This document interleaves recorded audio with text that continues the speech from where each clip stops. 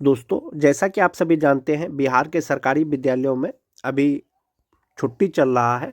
छुट्टी के बाद जब नए साल में यानी 1 जनवरी को जब स्कूल खुलेगा तो ऑनलाइन अटेंडेंस जो शिक्षक बनाते हैं ई शिक्षा कोष के माध्यम से, वो पूरी तरीके से बदल जाएगा। अब जो अटेंडेंस बनेगा वो नए तरीके से बनेगा।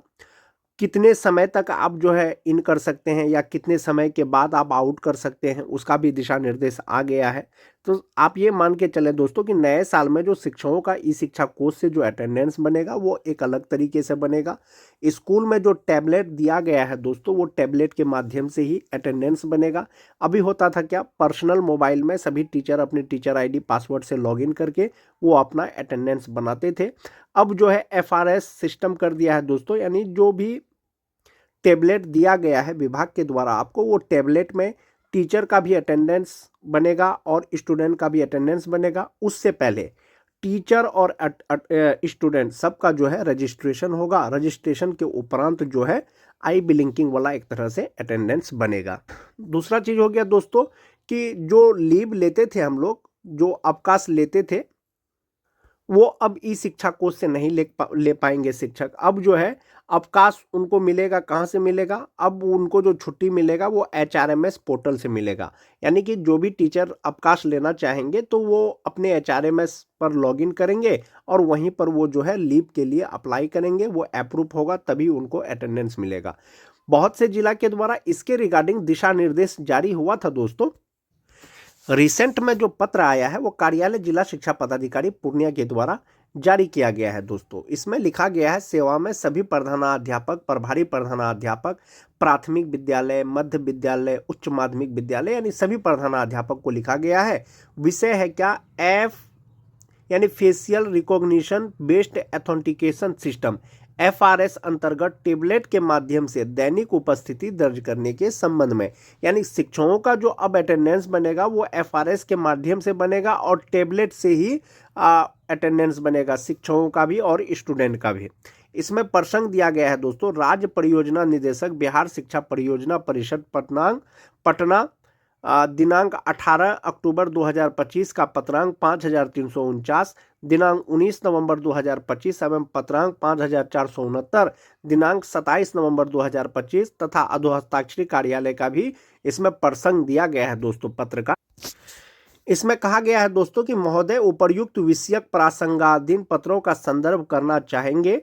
जिले के सरकारी प्राथमिक विद्यालय, मध्य विद्यालय, माध्यमिक विद्यालय, उच्च माध्यमिक विद्यालयों में अध्ययनरत विद्यार्थियों एवं सभी शिक्षकों का facial recognition based authentication system यानी एफआरएस अंतर्गत टेबलेट के माध्यम से दैनिक उपस्थिति दर्ज कराने हेतु आप सभी को बार बार निर्देशित किया गया है। यानी पहले भी इसके रिगार्डिंग दिशा निर्देश जारी किया गया है कि भाई अब जो विद्यालय में जो भी शिक्षक हैं, जो भी स्टूडेंट हैं, उनका टेबलेट के माध्यम से एफआरएस मॉड्यूल के द्वारा जो है उनका अटेंडेंस बनेगा।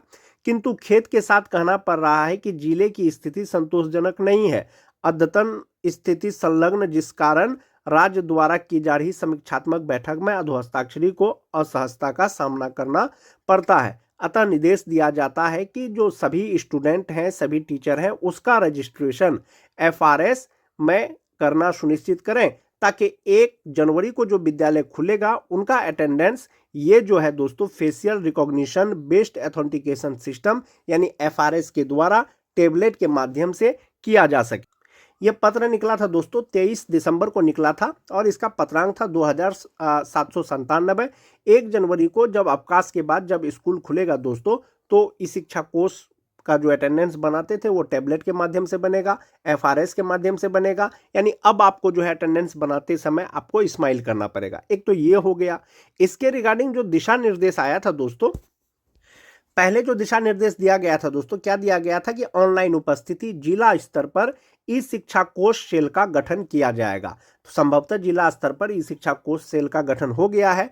सख्त रुख, अब हर डीओ कार्यालय में सीधी निगरानी, जो टीचर या अटेंडेंस बनाते हैं, स्टूडेंट का जो अटेंडेंस बनेगा उसका सीधा निगरानी होगा।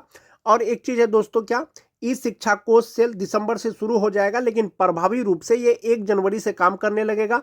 यानी 1 जनवरी से आपको जो है टेबलेट के माध्यम से एफआरएस में जो रजिस्ट्रेशन किए हैं टीचर हो या स्टूडेंट हो, उसके माध्यम से उनका अटेंडेंस बनेगा। इसके लिए 112 टेक्नीशियन नियुक्त किए गए हैं। सभी जिलों में तैनाती हुई है। स्कूलों पर सीधी निगरानी हो सकेगी। राज्य स्तर पर क्या है, जिला स्तर पर डीओ कार्यालय, विकेंद्रीकरण, शिकायत निपटारा अब सीधे जिले में। किसी प्रकार का समस्या है, आप ई शिक्षा कोष के माध्यम से उसका आप शिकायत कीजिए, कंप्लेन कीजिए, आपका समस्या का समाधान होगा। शिकायत और समाधान में क्या, कौन कर सकता है शिकायत? शिक्षक, अभिभावक, विद्यार्थी, समिति सदस्य, यानी कोई भी जो है उस पर शिकायत कर सकते हैं। आपको किसी प्रकार का परेशानी है, आप इस शिक्षा कोष पे शिकायत कर सकते हैं। वेतन हो गया, किन्हीं को समय से वेतन नहीं मिल रहा है या बहुत से शिक्षकों को वेतन मिलता है, कुछ शिक्षक किसी कारण से छूट जाते हैं, तो ऐसा आप शिकायत कर सकते हैं।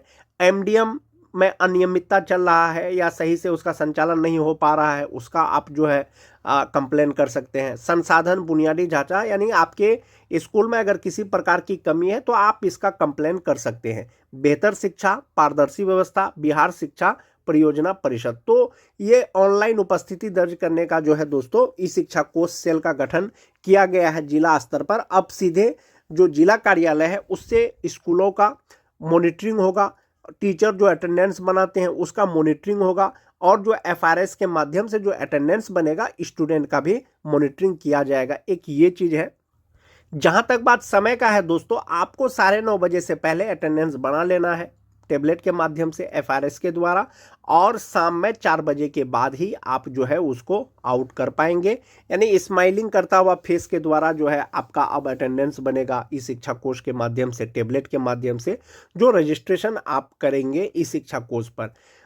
कभी कभी नेटवर्क इशू के कारण दोस्तों ई शिक्षा कोर्स पर जो है समय से अटेंडेंस नहीं बनता है, 5 मिनट 10 मिनट देर हो जाता है, वो नेटवर्क इशू के कारण। तो उस तरह का कोई इशू होगा तो बाद में आपका उसका सोल्यूशन किया जाएगा। लेकिन आप ये मान के चलें कि अब आपको 9:30 बजे से पहले या 9:30 बजे तक अटेंडेंस बना लेना है, और आउट आपको 4 बजे के बाद ही करना है।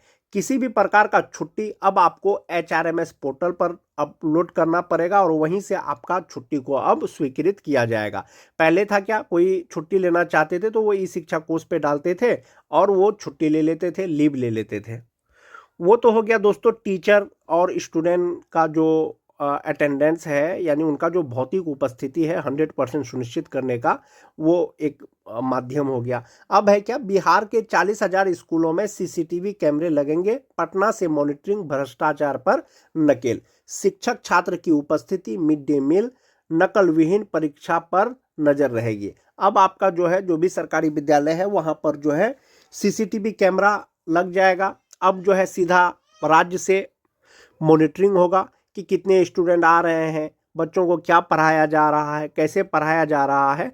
अधिकारियों के निरीक्षण, वीडियो कॉन्फ्रेंसिंग के जो हो रहा है, जो निरीक्षण हो रहा है वो जो है सकारात्मक नहीं नजर आ रहा है।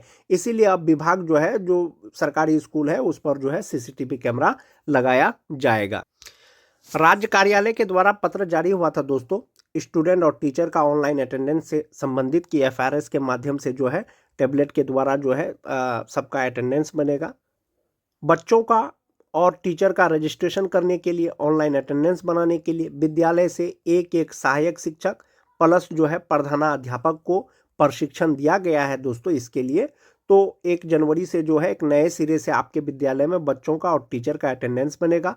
जिन बच्चों का रजिस्ट्रेशन छुटा हुआ है, आप जब ई शिक्षा कोर्स पर जैसे ही लॉगिन करेंगे टेबलेट के माध्यम से, एफआरएस में जब लॉगिन करेंगे तो जितने भी नामांकित बच्चे हैं, जितने भी आपके बच्चे स्कूल में, जितने भी बच्चे का अटेंडेंस है ई शिक्षा कोर्स पर जिसका एंट्री हो गया है, सभी स्टूडेंट का आपके सामने में लिस्ट आ जाएगा।